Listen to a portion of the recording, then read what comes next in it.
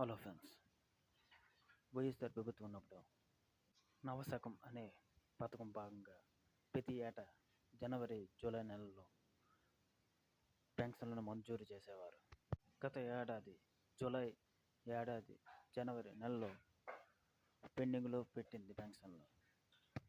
ఇలా పెండింగ్లో పెట్టడం వల్ల సుమారు 3 లక్షల మంది పెన్షన్ల కోసం ఎదురు చూస్తున్నారు.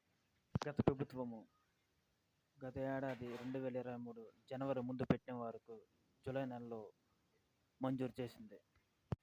అదేవిధంగా 2023 జూలైలోన 1వ తేదీ నుంచి 23వ తేదీ వరకు రేషన్ కార్డులను మార్పులు చేర్పులకు అవకాశం కల్పించింది.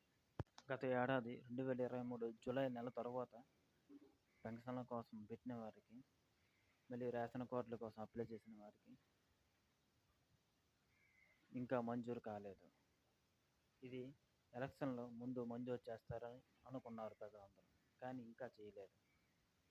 ఇలాగా సంవత్సరం అయిపోతుంది.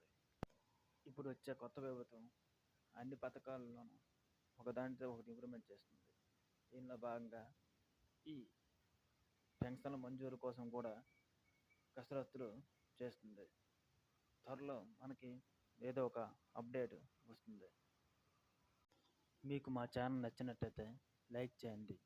మరెన్నో ఇలాంటి అప్డేట్స్ కోసం సబ్స్క్రైబ్ చేయండి.